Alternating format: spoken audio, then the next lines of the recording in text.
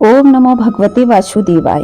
दोस्तों, हमने पहले वाले अध्याय में जाना कि किस तरीके से धुंधुकारी ने अपने माता पिता को घर से निकाल दिया और पिता रोते हुए गोकर्ण से कहने लगे कि हमने जो संतान सुख के लिए प्राप्त करी थी उसी ने हमें इतना दुख दिया है कि जो मृत्यु के बराबर है। इस अध्याय को हमने श्रवण कर लिया है।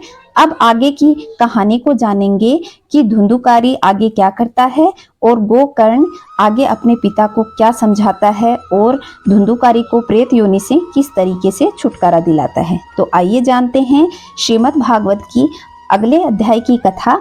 अध्याय 5। सूत जी कहते हैं, सोनक जी, पिता के वन में चले जाने पर एक दिन धुंधुकारी ने अपनी माता को भी बहुत पीटा और कहा कि बता धन कहाँ रखा है, नहीं तो अभी तेरी लाठियों से खबर लूंगा। उसकी इस धमकी से डरकर और पुत्र के उपद्रव से दुखी होकर वह रात्रि को कुएं में जाकर गिर गई। इससे उसकी मृत्यु हो गई। योग निष्ठा गोकर्ण जी तीर्थ यात्रा के लिए निकल गए थे। उन्हें इस घटना से कोई सुख दुख नहीं होता था, क्योंकि उनका न तो कोई मित्र था और न ही कोई शत्रु था। धुंधुकारी 5 वेश्याओं के साथ घर में रहने लगा। उनके लिए भोग सामग्री जुटाने की चिंता में बुद्धि नष्ट कर दी थी और नाना प्रकार के अत्यंत क्रूर कर्म करने लगा। एक दिन उन उल्टाओं ने उससे बहुत से गहने की मांग की। वह तो काम में अंधा हो रखा था। मौत की उससे कभी याद ही नहीं थी। बस उन्हें जुटाने में वह घर से निकल पड़ा। वह जहां तहां से बहुत सा धन चुरा करके घर को लौट आया। उन्हें कुछ बहुत सुंदर वस्त्र और आभूषण ला कर दिए। चोरी का बहुत सा माल देख करके रात्रि के समय स्त्रियों ने विचार किया कि यह नित्य चोरी करता है, इसे एक दिन राजा अवश्य पकड़ लेगा। राजा यह सारा धन छीनकर इसे निश्चय ही प्राण दंड देगा। जब एक दिन इसे मरना ही है तो हम इस धन की रक्षा के लिए गुप्त रूप से इसे क्यों न मार डालें। इसे मारकर हम इसका माल ताल लेकर जहां कहीं चली जाएंगी। ऐसा निश्चय कर उन्होंने सोए हुए धुंधुकारी को रस्सियों से कस दिया और उसके गले में फांसी लगाकर उसे मारने का प्रयत्न करने लगी। इससे वह जब जल्दी नहीं मरा तो उन्हें बड़ी चिंता हुई। तब उन्होंने उसके मुख पर बहुत से धधकते हुए अंगारे डाले। इससे वह अग्नि की लपटों से बहुत छटपटाकर मर गया।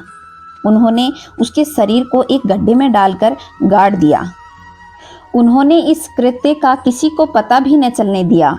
लोगों के पूछने पर कह देती कि हमारे प्रियतम पैसे के लोभ से अब की बार कहीं दूर चले गए हैं, इसी वर्ष के अंदर लौट आएंगे। बुद्धिमान पुरुष को दुष्ट स्त्रियों पर कभी विश्वास नहीं करना चाहिए। जो मूर्ख इनका विश्वास करते हैं उसे दुखी होना पड़ता है। इनकी वाणी तो अमृत के समान कामनियों के हृदय में भी रस का संचार करती, किंतु हृदय सूर्य के समान तीक्ष्ण होता है।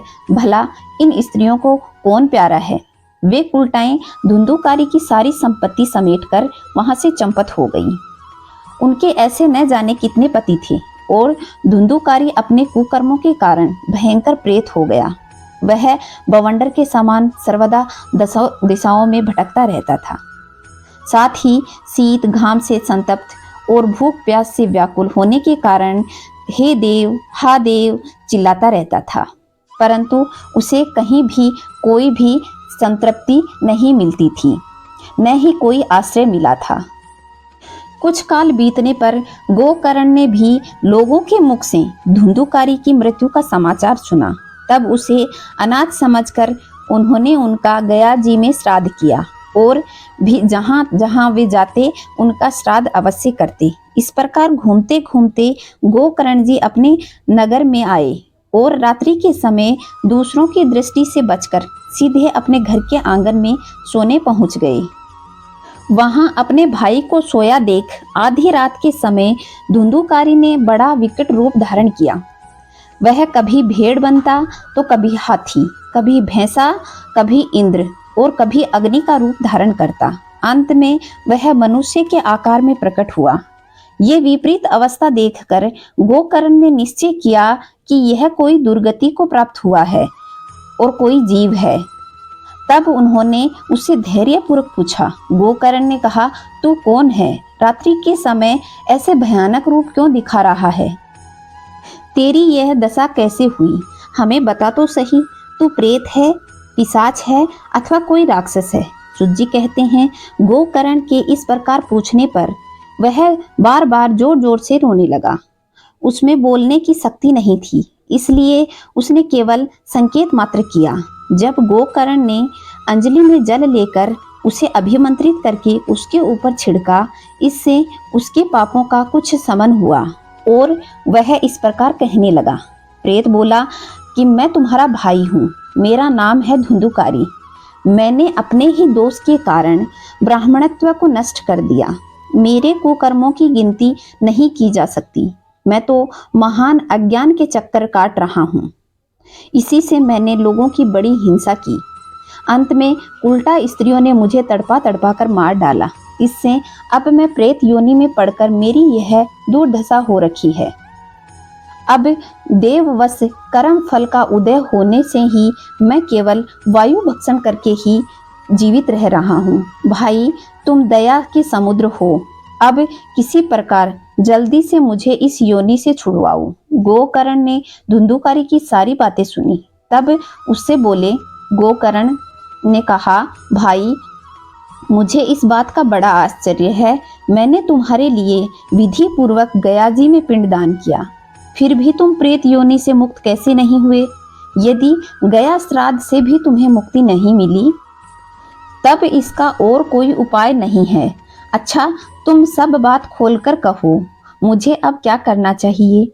प्रेत ने कहा, मेरी मुक्ति सैकड़ों गया श्राद्ध करने से भी नहीं हो सकती। अब तो तुम ही इसका कोई और उपाय सोचो। प्रेत की यह बात सुनकर गोकर्ण को बड़ा आश्चर्य हुआ। वे कहने लगे, यदि सैकड़ों गया श्राद्ध से भी तुम्हारी मुक्ति नहीं हो सकती, तब तो तुम्हारी मुक्ति असंभव है।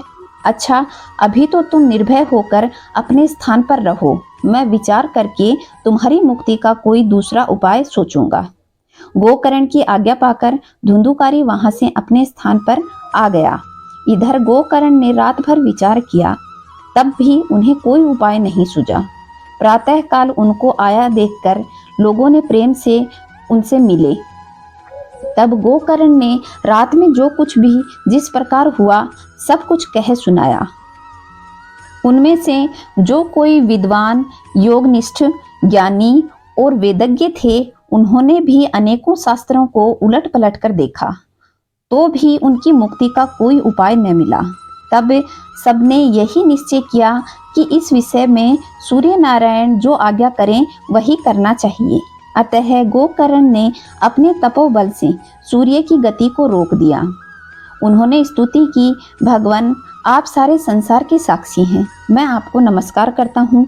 आप मुझे कृपा करके धुंधुकारी की मुक्ति का साधन बताइए। गोकर्ण की यह प्रार्थना सुनकर सूर्यदेव ने दूर से ही स्पष्ट शब्दों में कहा, श्रीमद् भागवत से मुक्ति हो सकती है, इसलिए तुम उनका सप्ताह पारायण करो। सूर्य का यह धर्ममय वचन वहां सभी ने सुना। तब सबने यही कहा कि प्रयत्न पूर्वक यही करो, है भी बहुत सरल साधन। अतः गोकर्ण जी तदनुसार निश्चय करके वह कथा सुनाने को तैयार हो गए। देश और गांव से अनेकों लोग कथा सुनने के लिए आए। बहुत से लंगड़े, लूले, अंधे, बूढ़े और मंदबुद्धि पुरुष भी अपने पापों की निवृत्ति के उद्देश्य से वहां आ पहुंचे। इस प्रकार वहां इतनी भीड़ हो गई कि उसे देखकर देवताओं को भी आश्चर्य हुआ। तब गोकर्ण जी व्यास गद्दी पर बैठे कथा कहने लगे। तब वह प्रेत भी वहां आ पहुंचा और इधर उधर बैठने के लिए स्थान ढूंढने लगा। इतने में ही उसकी दृष्टि एक सीधे रखे हुए 7 गांठ के बांस पर पड़ी। उसी के नीचे छेद में से घुसकर वह कथा सुनने बैठ गया। वायु रूप होने के कारण वह बाहर कहीं नहीं बैठ सकता था, इसलिए बांस में घुस गया। गोकर्ण जी ने एक वैष्णव ब्राह्मण को मुख्य श्रोता बनाया और प्रथम स्कंद से ही स्पष्ट स्वर में कथा सुनानी प्रारंभ कर दी। सायंकाल में जब कथा को विश्राम दिया, तब एक बड़ी ही विचित्र घटना हुई। वहां सभा में सब देखते देखते उस बांस की गांठ तड़ तड़ की शब्द में फट गई। इसी प्रकार दूसरे दिन सायंकाल में दूसरी गांठ फट गई। तीसरे दिन उसी समय तीसरी गांठ फट गई। इस प्रकार 7 दिनों में 7 गांठ फोड़कर धुंधुकारी बाहर 12 स्कंदों को सुनने के बाद में पवित्र होकर के प्रेत योनि से मुक्त हो गया और दिव्य रूप धारण करके सबके सामने प्रकट हुआ। उसका मेघ के समान श्याम शरीर पीतांबर और तुलसी मालाओं से सुशोभित था तथा सिर पर मनोहर मुकुट और कानों में कमनीय कुंडल झिलमिला रहे थे। उसने तुरंत अपने भाई गोकर्ण को प्रणाम करके कहा, भाई, तुमने कृपा करके मुझे प्रेत योनि की यातनाओं से मुक्त कर दिया है। यह प्रेत पीड़ा का नाश करने वाली श्रीमद् भागवत की कथा धन्य है तथा श्री कृष्णचंद्र के धाम की प्राप्ति कराने वाली इसकी सप्ताह पारायण भी धन्य है। जब सप्ताह श्रवण का योग लगता है तब सब पाप थर्रा उठते हैं कि अब यह भगवत की कथा जल्दी ही हमारा अंत कर देगी। जिस प्रकार आग गीली सूखी छोटी बड़ी सब तरह की लकड़ियों को जला डालती है, उसी प्रकार यह सप्ताह श्रवण मन वचन और कर्म द्वारा किए हुए नए पुराने छोटे बड़े सब प्रकार के पापों को भस्म कर देती है। विद्वानों ने देवताओं की सभा में कहा कि जो लोग इस भारतवर्ष में श्रीमद् भागवत की कथा नहीं सुनते हैं, उनका जन्म वृथा है। भला मोह पूर्वक लालन पालन करके यदि इस अनित्य शरीर को हष्ट पुष्ट और बलवान भी बना लिया तो भी श्रीमद् भागवत की कथा सुने बिना इसका क्या लाभ हो सकता है। अस्थियां भी इस शरीर के आधार स्तंभ हैं। नस नाड़ी रूप रस्सियों के यह बंधा हुआ है। ऊपर से इस पर मांस और रक्त थोपकर इसे चर्म से मंड दिया है। इसके प्रत्येक अंग में दुर्गंध आती है, क्योंकि है तो यह मलमूत्र का भांडा ही। वृद्धा अवस्था और शोक के कारण यह परिणामों में दुखमय ही है। रोगों का तो घर ही ठहरा है। यह निरंतर किसी न किसी कामना से पीड़ित रहता है, कभी इसकी संतृप्ति नहीं होती। इसे धारण किए रहना भी एक भार ही है। इसके रोम रोम में दोष भरे हुए हैं और नष्ट होने पर भी इसे क्षण नहीं लगता। अंत में इसे गाड़ दिया जाता है तो इसके कीड़े बन जाते हैं। कोई पशु खा जाता है तो यह विष्ठा हो जाती है। अग्नि में जला दिया जाए तो यह भस्म की ढेरी हो जाता है। ये तीनों ही इसकी गतियां बताई गई हैं। ऐसे अस्थिर शरीर से मनुष्य अविनाशी फल देने वाला काम क्यों नहीं बना लेता। जो अन्न प्रातः काल पकाया जाता है वह सायंकाल तक बिगड़ जाता है। फिर उसी के रस से पुष्ट हुए शरीर की नित्यता कैसी। इस लोक में सप्ताह श्रवण करने से भगवान शीघ्र ही प्राप्त हो जाते हैं। अतः सब प्रकार के दोषों की निवृत्ति के लिए एकमात्र साधन है। जो लोग भगवत की कथा से वंचित हैं, वे तो जल में बुलबुले और जीवों में मच्छर के समान केवल मरने के लिए ही पैदा होते हैं। भला जिसके प्रभाव से जड़ और सूखे हुए बांस की गांठें फट जाती हैं, उस भगवत कथा का श्रवण करने से चित्त की गांठें खुल जाना कौन सी बड़ी बात है। सप्ताह श्रवण करने से मनुष्य के हृदय की गांठ खुल जाती है। उसके समस्त संशय छिन्न भिन्न हो जाते हैं और सारे कर्म क्षीण हो जाते हैं। यह भगवत कथा रूप तीर्थ संसार के कीचड़ को धोने में बड़ा ही पटु है। विद्वानों का कथन है कि जब यह हृदय में स्थित हो जाता है तब मनुष्य की मुक्ति निश्चय ही समझनी चाहिए। जिस समय धुंधुकारी ये सब बातें कह रहा था, जिसके लिए बैकुंठवासी पार्षदों सहित एक विमान उतरा, उससे सब ओर से मंडलाकार प्रकाश फैल रहा था। सब लोगों के सामने ही धुंधुकारी उस विमान पर चढ़ गया। तब उस विमान पर आए हुए पार्षदों को देखकर गोकर्ण ने यह बात कही। गोकर्ण ने पूछा कि भगवान के प्रिय पार्षदों, यहाँ तो हमारे अनेकों शुद्ध हृदय श्रोतागण हैं। उन सब के लिए आप लोगों ने एक साथ बहुत से विमान क्यों नहीं मंगवाए। हम देखते हैं कि यहाँ सभी ने समान रूप से कथा सुनी है, फिर फल में इस प्रकार भेदभाव क्यों, यह बताइए। भगवान के सेवकों ने कहा, हे मानद, इस फल का कारण इसके श्रवण का भेद ही है। यह ठीक है कि श्रवण तो सबने समान रूप से किया है, किंतु इसके जैसा मनन नहीं किया। इसी से एक साथ भजन करने पर भी इसके फलों में भेद रहा है। इस प्रेत ने 7 दिनों तक निराहार रहकर श्रवण किया है तथा सुने हुए विषय पर स्थिर चित्त से यह खूब मनन नित्य साधना भी करता रहा है। जो ज्ञान दृढ़ नहीं होता वह व्यर्थ हो जाता है। इस प्रकार ध्यान न देने से श्रवण का और मंतव्य चित्त का इधर उधर भटकते रहने से जप का भी कोई फल नहीं प्राप्त होता। वैष्णवहीन देश, अपात्र को कराया हुआ श्राद्ध का भोजन, अश्रोत्रिय को दिया हुआ दान एवं आचारहीन कुल, इन सब का नाश हो जाता है। गुरु वचनों में विश्वास, दीनता का भाव, मन के दोषों पर विजय और कथा में चित्त की एकाग्रता इत्यादि नियमों का यदि पालन किया जाए तो श्रवण का यथार्थ फल मिलता है। यदि ये श्रोता फिर से श्रीमद् भागवत की कथा सुने तो निश्चय ही उनको वैकुंठ की प्राप्ति होगी। और गोकर्ण जी, आपको तो भगवान स्वयं आकर गोलोक धाम लेकर जाएंगे। यूं कहकर वे सब पार्षद हरि कीर्तन करते हुए वैकुंठ लोक को चले गए। श्रावण मास में गोकर्ण जी ने फिर उसी प्रकार सप्ताह क्रम में कथा कही और उन श्रोताओं ने फिर से सुनी।